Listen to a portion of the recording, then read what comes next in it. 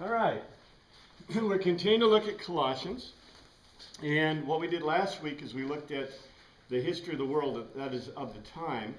And we're moving to the period of 200 BC to 0 AD, the time of the Maccabees. That's the time that's really important to understand this Colossians in the New Testament. If you can't understand the history of what happened, there's no way you're going to understand the history of what's going on in the Colossians period.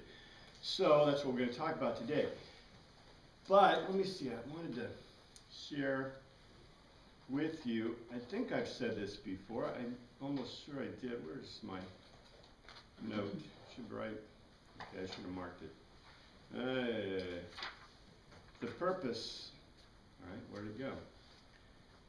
The purpose for Colossians, I wanted to remind you that Paul had never been to Colossae before. We're going to find that out as we continue on looking at the document itself. But he was writing that he had heard news of heresy in Colossae, the place where the Colossians lived. And I gave you a picture. I need to give you another map of where Colossae is as we get further into it. But he intended to write to all the churches in Asia Minor. As a matter of fact, we have a lot of the churches. We have a lot of the letters of Paul to the churches in Asia Minor at the period. Because remember, this is a period when he was a captive in Rome. And this is like 52, I think I gave you the date, 52, 51 AD. And he's in Rome writing to the different churches. And he had never been to Colossae, but he's writing to the Colossians about an issue there. So we're going to find out what that issue eventually when we get in there. Again, I titled this The Sufficiency of Christ because that's the typical kind of over everything title given for Colossians. But let's look at the words of the day. They are pertinent. They're incredibly pertinent to what we're going to get into. Not necessarily today, but next week specifically. And this is a word that I will continue to give you all the time. M-U-S-T-E-R-I-O-N. Mysterion. Mysterion, I hope to be able to get to the point of Mysterion today. This is the most important word in the New Testament. You find it more times than you find ecclesia, which we talked about last week, which is translated church. Mysterion doesn't mean what you think it means. Let me see the notes I gave you. I'll expand on them. First of all, what you need to know is every time you see the word mystery, or secrets, many times you see the word secrets, especially in the NIV. Anytime you see these two words, it is almost assuredly the word mysterion in Greek. Mysterion means literally the idea of silence imposed by an initiation into religious rites. And what is a mysterion?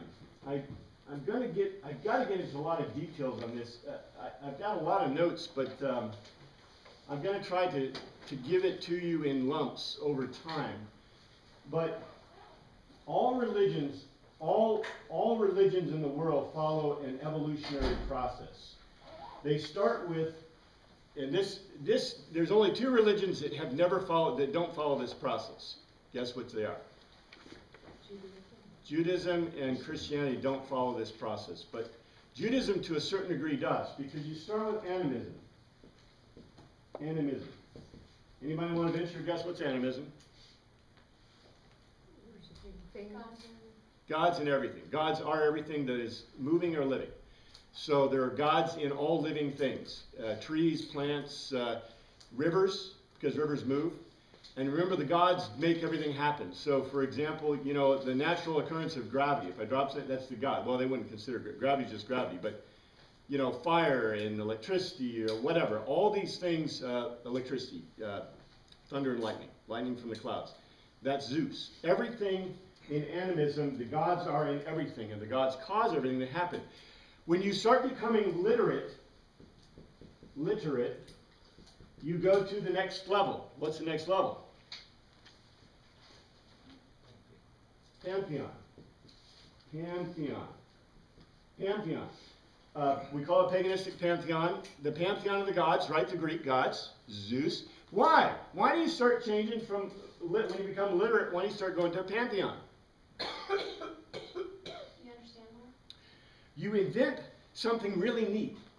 Can you, okay, in a non-literate world, can you imagine the word love?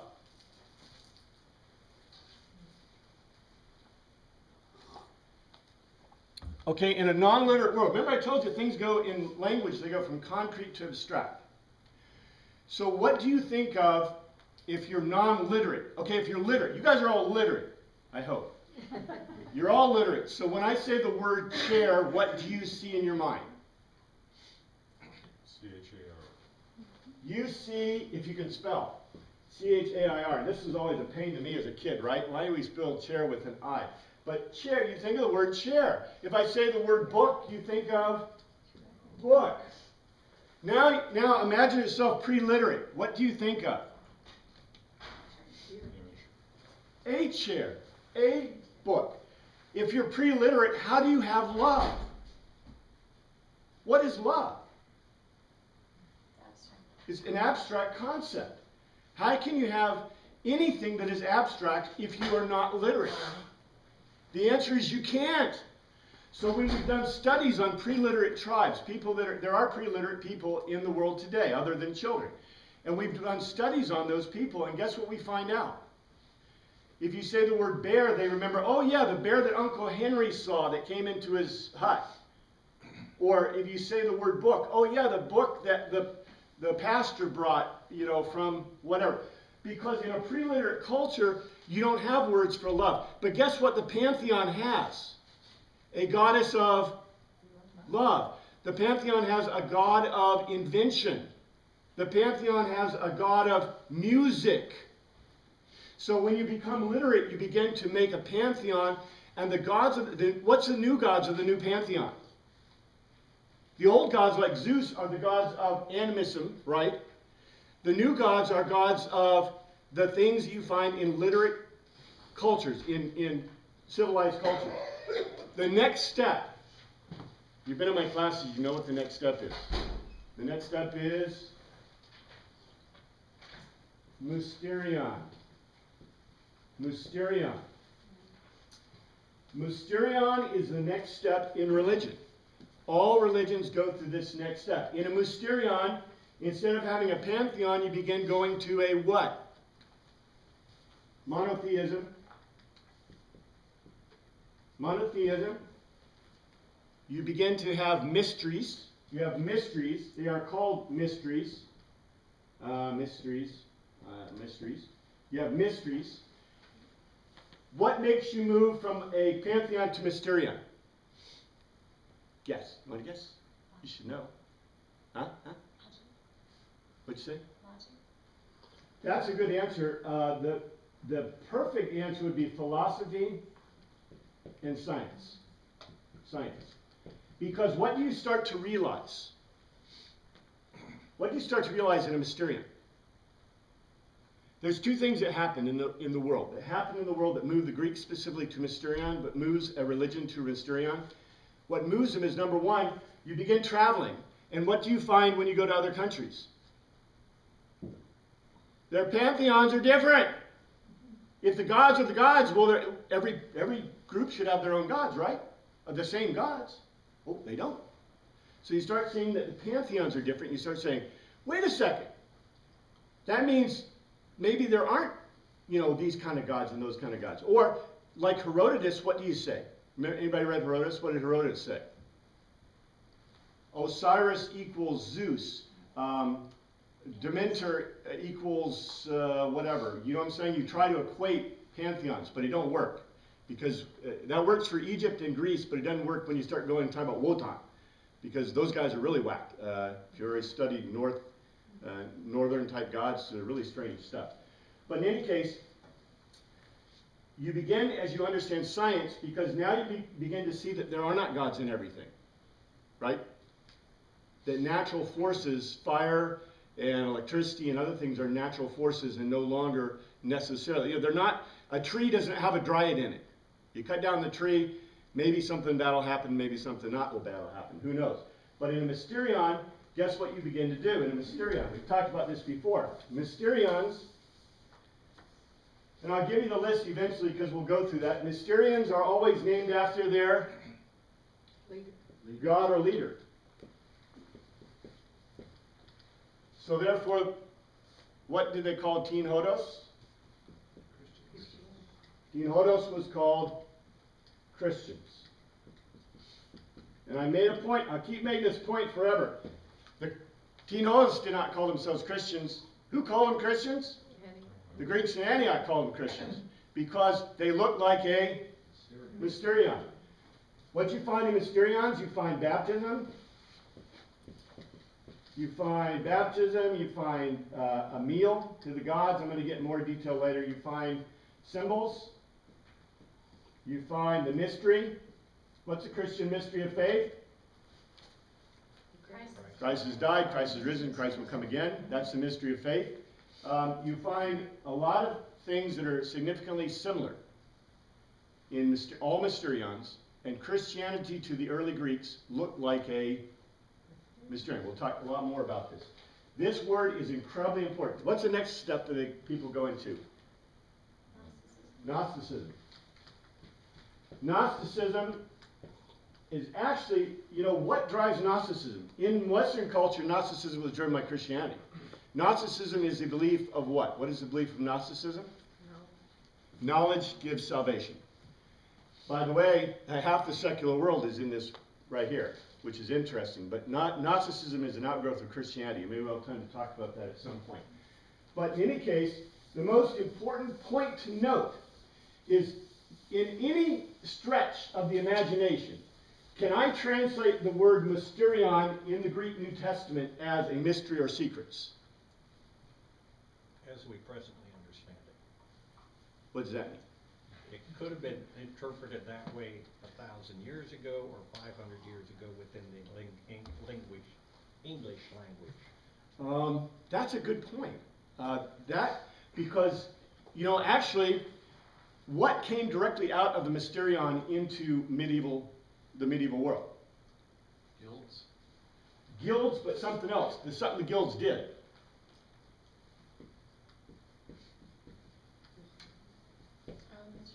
Mystery place. And so what he said is exactly right. It might be possible that in ancient English, or when the translations were made, even in Latin, that the translation at the time meant literally the mysterion. Because the mysterion is not a mystery. The mysterion is a religion, a practice of religion, and not just a practice of religion, it is the religion of the Greeks at the time. It is the mysterion. So whenever you see the word mystery in the New Testament, put in mysterion, because that's what it means. It does not, it's like when you see the word mystery, put in the word Lutherans. Do you see my point? You have to, you can't just translate this word mystery or secrets, because that's not what it means at all. It means one thing, and one thing only, in the ancient world. It means the religious practice of the Greeks. Or the concept, more than that, it means the concept of the mysterion way of thinking, the way of believing. So it's a really deep idea. So deep that it was indoctrinated. It was part of medieval thought, especially mystery place. But I'll get into that more. I just wanted to introduce the word. It's a very critical word. P-A-R-O-N-T-O-S. I told you that I would not teach you declensions. This word is paraimi. Paraimi. I think I spelled it kind of right. Paraimi. Paraimi. Para means near. What's imi mean? Imi is I. It's the first person indicative. So, near I. Near to me. Near to me. What's it translated as? Usually this word is translated as present or be here. Okay. Present or be here does not have the same connotation as near to me, does it? What a marvelous word. Remember, and the reason I want to introduce this word to you, because we will get to this word too, because you can't read one of Paul's letters and not see this word. Parakleo. Parakleo. Meaning near calling. We will see this word again because it's always in Paul's documents. Parakleo means near calling. Meaning the kind of calling that you do for your children. Either to call them for punishment or call them for loving. Paul uses this all the time, and it's translated a billion, gajillion different ways in the New Testament. But the reason this is really important is because Paul liked to use this word, parakleo, for the calling of God, and he liked to use paraimi for the presence of God. So that's why it's such an important word, and we'll see it today. This word is translated so many different ways, it like makes me ill. Diakonos. Deacon. Diakonos. Deacon. Why? Because the word is translated, let me see, did I give you a list? It's translated deacon, minister, and servant. Well, pick one. Right? It literally means an attendant or servant. But sometimes it's translated deacon. Why? I guess it's theological or dogmatic, right? And sometimes it's servant. Why? We don't want to put a deacon in that role. And sometimes it's as a minister. Okay? You know, I'm an advocate. If you got a word and you're going to translate it, translate the word the same way all the time. Don't mess up my brain by giving me, you know, we've seen it. We didn't see it in this class yet. But remember in Ephesians where we have the same word translated 3 different ways in the NIV? In the same verse? The verses are added, so we don't know. But I think Paul would be upset about that. But in any case, S-U-N-D-O-U-L-O-U. Sundolos. Sunadolos. Sunadolos means literally slaves of the same master, or equal slaves. Doulo means slave in Greek. Doulo, doulos. And so doulo is a declination, it's doulos, to be the main word. Sunadolos. Now this will become obvious in just a second. So let me give you a little history as quickly as I can. Remember that we had, after Alexander the Great, we had 3 great empires. Remember the 3 great empires? Test, test, test, test, test. Now the 3 great Greek empires. Ptolemy in Egypt, right? Seleucid Empire and Macedon. Yeah. And so the Romans are coming this way, and they're taking over the Macedonians. And remember, they have the Carthaginians, so they have the Carthaginian fight and everything's going on. But the big deal is that we have the Seleucid Empire and Ptolemy, the Egyptians, which are all Greek. Remember, from about 300 BC, 320-something BC on, Egypt is Greek. Cleopatra is Greek. Cleopatra is a Greek name, by the way. So the Egyptians and the Seleucids are fighting over the Levant. Right here. The Levant means, and I found this word, somebody asked me in my class, and I'm like, I don't know what Levant means. Levant is a word, it's basically an Arabic word, and it means from the east, the sun rising in the east. So the land in the east, the Levant, which is, by the way, Israel and Syria and that area, Judah and Israel and Syria. So when we talk about the Levant, that's what we mean. It's a great generic term that means all that area. So they're fighting over the Levant all the time. At this time, in 175 BC, the Seleucid Empire is in charge. Jason is the high priest, and the whole deal was the Seleucid Empire was trying to Hellenize. And they were doing a pretty good job, right? Remember, the whole world is Hellenized. It's all Greek. So we have them being Hellenized, and guess what happens? I'm not going to go through all the details, but there is a rebellion. And the rebellion, basically, when Jason was the high priest, Antiochus IV sent troops because he rebelled. And that's when Antiochus, from the Seleucid, Antiochus is the emperor of the Seleucid Empire. He defiled the temple with swine. He didn't allow circumcision. He prevented temple worship. He built an altar to Zeus in the temple. That is the abomination of desolation that the rabbis call. That precipitated the Maccabean revolt in 176 or 167 BC. But the point I want to make is this. This is really important. I always draw this picture for you because I think this is an important picture. Here's a Greek temple. Where's the altar? In a Greek temple, the altar is always outside. Where do you sacrifice? Right here. Does blood ever go into the temple? Does food? Food does go in the temple after it is cooked. Okay, now let's draw a picture of the temple in Jerusalem. Here's the Holy of Holies, and here's the holy place. Where's the altar? Right here. Where's the wall? There's a wall. What did they do with the blood? They take the blood from the altar and they bring it in here. Guess what that is to the pagan world? That is an abomination to the pagan world. So what did they do in the pagan world? They went in, they knocked down this wall. The mesocline is what it's called in the New Testament, the mesocline. They knocked down the wall. And guess where they sacrificed? They put a altar to Zeus. Where do you think? They put an altar to Zeus here. And guess what they never brought into the Holy of Holies or wherever? Blood. And guess what? In a Greek temple, can you go into the Holy of Holy place? What's in there? Oh, yeah, you can. Yeah. What's in it? What's always in a Greek temple in the holy place? Statue of the god. That statue of God. So guess what they did? They put a statue of Zeus right here, and they opened it up, broke up the holy place, made it open. But guess what?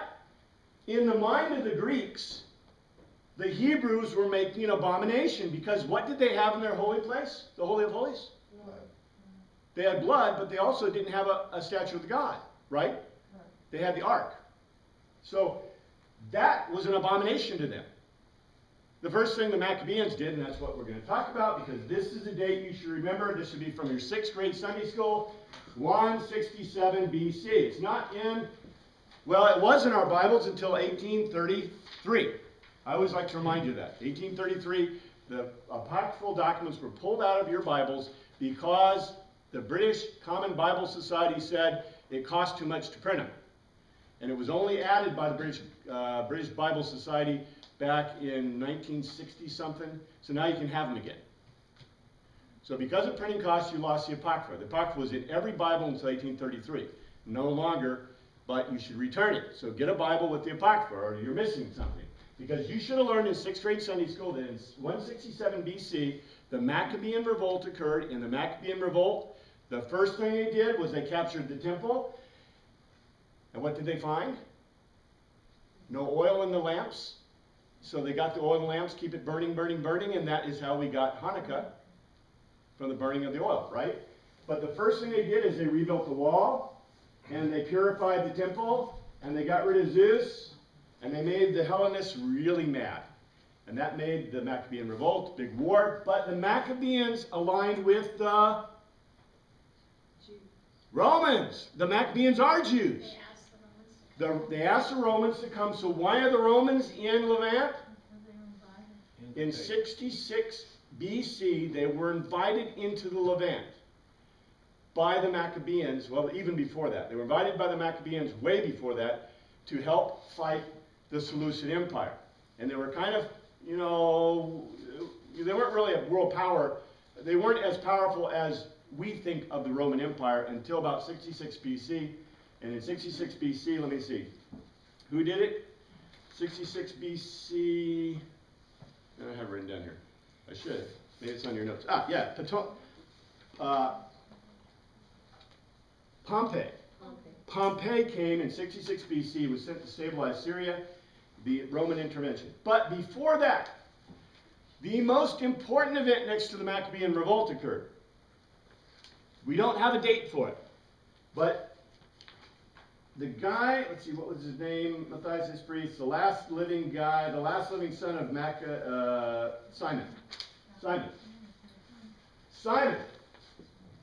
I should remember his name. I teach these classes enough. Simon was declared to be, he was the last of the Maccabeans. He was the beginning of the Hasmonean dynasty. The Hasmonean dynasty That's, okay, 167 BC is the Maccabean revolt. Out of the Maccabean revolt, the guy who started Maccabees, Judas Maccabees, or Matthias, whatever, the father had 7 sons. All of the sons were killed in the revolt except the last one, Simon. And Simon became what in Jerusalem? High priest and king. He was the high priest. He was declared the high priest and the king. And the king. Okay.